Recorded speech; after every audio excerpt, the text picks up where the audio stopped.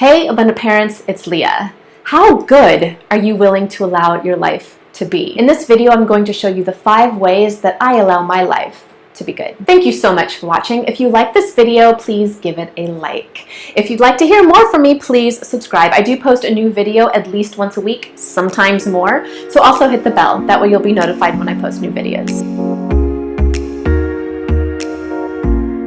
Abraham Hicks once addressed one of their crowds and they asked, how good are you willing to allow your life to be? This opens up the proverbial can of worms when it comes to thinking about what is good, what makes you feel good, what is the good in your life. This is the time of year where we may be looking to satisfy ourselves or make ourselves feel better through what we are buying for ourselves or through what we hope to get as gifts for the holidays, or alternatively, we hope to make others feel good by what we can buy from them through what they can receive from a material standpoint. But the satisfaction that comes from material objects, it's fleeting, it's temporary, because these are feelings that come from outside sources. But to find true satisfaction, to find things that make you feel good for the long haul and resonate truly deeply within you, all of that satisfaction has to come from within yourself. It has to come from your guiding truth. When we seek satisfaction from other people, approval from other people,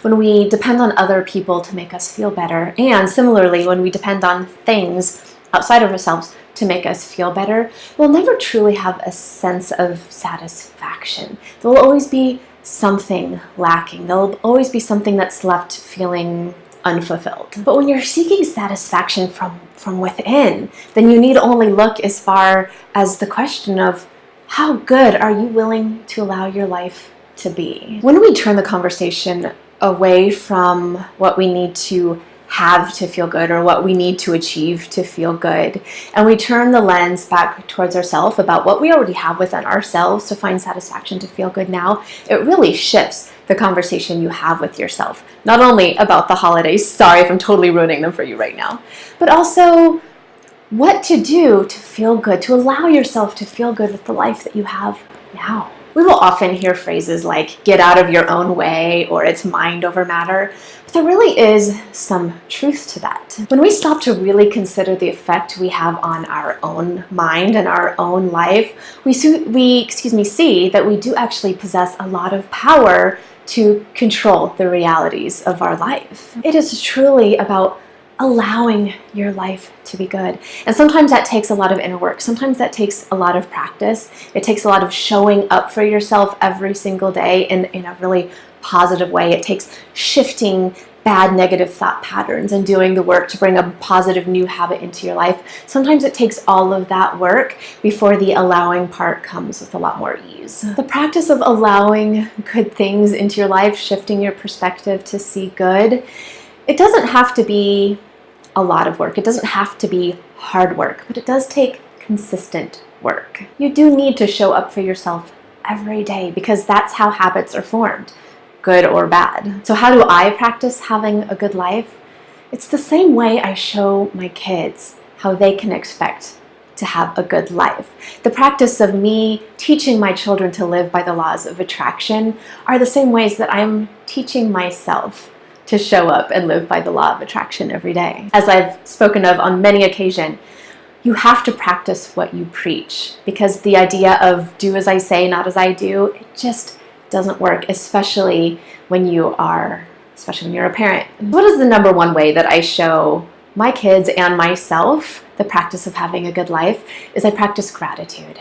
It means being appreciative for the big things, like the people in my life who bring a lot of joy and consistency and support into my life. But it also means showing gratitude for all the little things in my life, things that we might take for granted, things like the air that we breathe, our beating heart, but then also maybe the fact that we have food for breakfast, or that we have a car that we can drive, or even smaller, that you remembered to brush your teeth or you remembered to wash your face. These don't have to be very complicated things to be grateful for, but it's in that intentional practice of being grateful and showing up to recognize that gratitude that will really shift your mindset over the long term. The number 2 way that I allow my life to be good is I visualize the life that I want, while still, of course, showing everything for the number one step of being so grateful for everything that I have right now. But I'm also visualizing of the life that I hope to have. And then on top of that, I'm attaching the feelings of satisfaction, of joy, of having everything that I want as if I already have them right now. So sometimes that means taking feelings of satisfaction that I have now for something different and using that same vibration in me, that same feeling that kind of bubbles up in my chest in a really happy way, and applying that to the visualization, having that same feeling in my visualization of what I hope to have. The number 3 way that I expect and that I allow myself to have a good life is through setting my intentions. Most of the time I do that at night when I'm going to bed, but sometimes I'll do it during the day too. But by writing down all the things that I'm grateful for, but then also taking the next step of writing down all the things that I expect to be grateful for the days to come, really helps in setting the intention that life is good and I'm allowing it to be good. I have a dedicated journal that I use simply for writing down what I'm grateful for, writing down my visualizations in the form of a journal entry, as if I'm writing the journal entry from the perspective of myself who's already achieved what I hope to achieve, and then through setting my intentions of all the things that I can anticipate good to come into my life. The number 4 way that I allow my life to be good is by stepping out on my path, by being open to the opportunities that universe is bringing into my life, by saying yes a lot more to opportunities that cross my path, and being open to where the possibilities may lead me. It has brought me already so much joy and purpose and satisfaction. And so by continuing to step out on my path, continuing to put myself outside of my comfort zone, and continuing to practice saying yes, I find that I'm allowing my life to be good. And the 5th way that I allow my life to be good is I do everything with love. Everything is done with good intentions, through wanting to bring peace, love, joy, happiness, safety, kindness to all the people that I have interactions with. Sure, sometimes I'm a grouch, sometimes I have a bad day, but I work to get out of those moments as quickly as I can. I allow myself to feel the bad stuff, but even when I'm feeling ick, I'm still moving through this life with the intention of goodwill, with the intention of love. And in turn, I'm allowing my life to be good because those vibrations, that positive intentionality, it's coming back to me through the law of attraction. So those are 5 ways that I allow my life to be good. Do you expect to have a good life? Are you willing to allow your life to be good? Thank you so much for spending your limited parenting time with me. I so appreciate you being here. If you are interested in hearing more, I invite you to join the Abundant Parent community. It is a membership. Each month I bring in an expert in their field to give you tools that are both inside and outside of the traditional box to help you be the best parent that you can be. You can sign up for the membership on my website, theabundantparent.com. Click on the membership link.